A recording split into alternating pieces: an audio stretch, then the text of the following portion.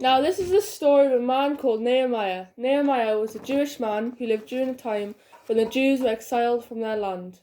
Whoa, that means they were forced out of their country and taken over by another country, right? That's right, but God placed Nehemiah in a fantastic position. Yes, I remember he was a cupbearer for the king of Susa. Now in Nehemiah chapter 1, it says that some people came to see Nehemiah and told him,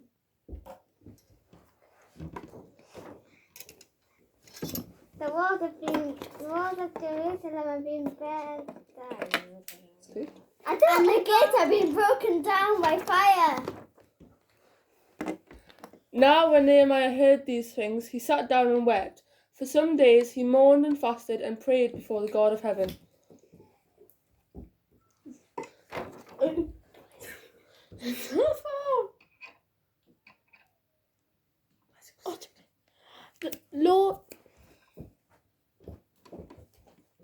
Lord, the God of heaven, the great and awesome God who keeps his covenant of love with those who love him, please answer my prayer. God, you promise that if we repent of the bad things we have done and obey your commands, that you will bring us back to our land and protect us. So Nehemiah really did cry out to God, didn't he? Yes, he did. And then after that, surely the king noticed how sad he was.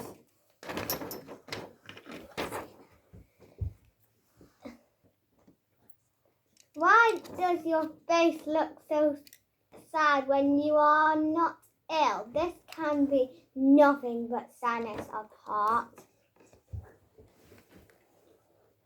May the king live forever. Why should my face not look sad when my city cries in ruins and its gates have been burned in fire? Well, what is it you want? Oh no, Nehemiah. Oh no, Nehemiah better start getting some more prayer. Better start doing some more praying because I don't think the king is going to help.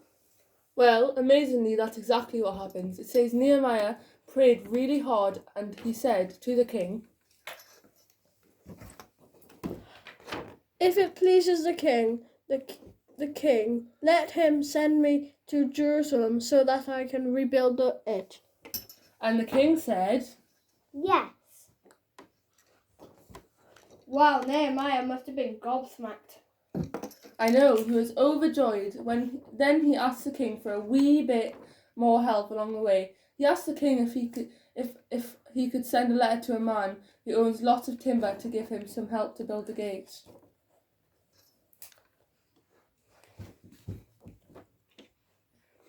No way, surely that's a bit cheeky to ask the king for timber just to take his gates, make his gates look nice. Well, it worked, the king said. Yes. So the hand of Lord was definitely on Nehemiah. The king granted his requests. And off Nehemiah went. That's right, he went to Jerusalem and started building the wall. What? On his own? No, loads of people helped. Lots of the Israelites wanted to help rebuild the wall of the city of Jerusalem. I bet, because they must have been so sad when it was burnt with fire. However, it wasn't all plain sailing after that. Why? What happened? Well, there were two bad guys. Oh, I remember. Sandbolt and toothbrush. Tobiah, not toothbrush. Silly. Now Sanballat and Tobiah tried to stop the wall from being built. When they heard about the wall getting rebuilt, it says they were very angry. It says in Nehemiah chapter 2, they mocked and ridiculed Nehemiah. Mocked and what? Ridiculed. It means they laughed at them and tried to put them off. I say ha ha ha. Ha ha ha.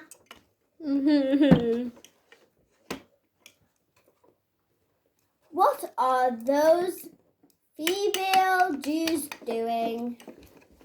How silly of it. They could restore their wall. They think they can bring the stones back to life from those heaps of rubble. But the stones are too bent. Ha ha, it's rubbish. Even a fox climbing on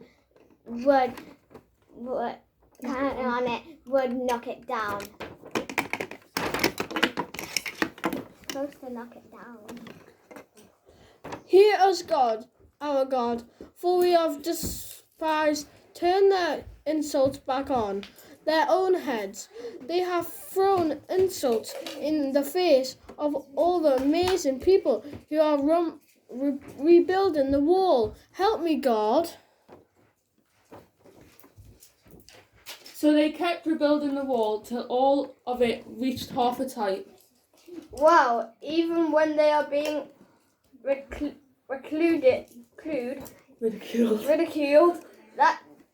that's amazing. I know, it says the people worked with all their heart. So what happened after that? Well then, Sanballat and Tobiah heard that the repairs to Jerusalem's wall had gone ahead and that the gaps were being closed. They were very angry. They all plotted together to come and fight against Jerusalem and stir up trouble against it. Wow, so I bet they all started praying. That's right, it says in chapter 4 they prayed to God and posted to God day and night to meet the threat.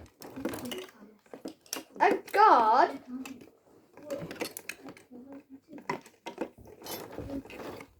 They had to guard themselves in case they were attacked by Sanballat. But then the people rebuilding the wall started getting exhausted.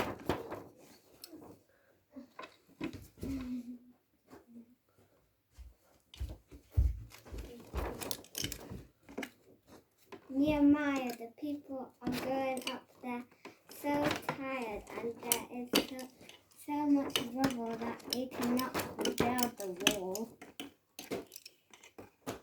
Also, we are really scared. Our enemies said they're gonna creep up on us while we're working.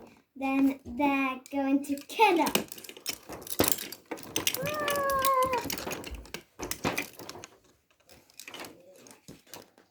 Wow, so the bad guys were threatening them as well. That's awful. I know, it must have been really scary. Then Nehemiah gave them all some inspiration. He said, Don't be afraid of them. Remember the Lord and fight for your. Remember the Lord, who is great and awesome, and fight for your families, your sons and your daughters, your wives and your homes. Oh yeah, you can do that, Israelites. but also Nehemiah had a plan. A battle strategy. Oh yes. From that day on, half of the men did the work, while the other half were given with spears, shields, bows, and armour.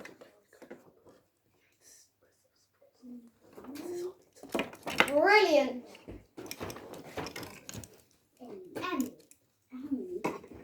The soldiers posted themselves behind all the people who were building the wall. Yeah. Also, those who carried the materials did their work with one hand and held a weapon in the other, and each of the builders wore his sword at his side as he worked.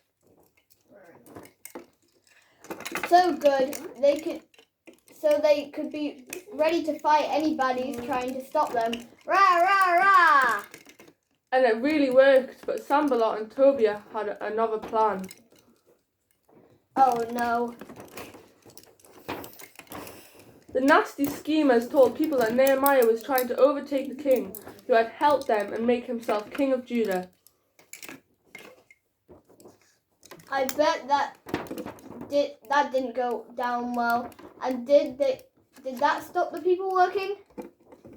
No, amazingly, every single plot against Nehemiah did not work. Nehemiah is unstoppable. We have finished rebuilding the walls. Woohoo! Yay! This is Oh wow, what an amazing story. God really does look after us, doesn't he? When we put our trust in him. He certainly does. So remember, everyone to trust in God and don't be put off when people mock you. Or threaten you. Because God is looking after you. Bye! Bye.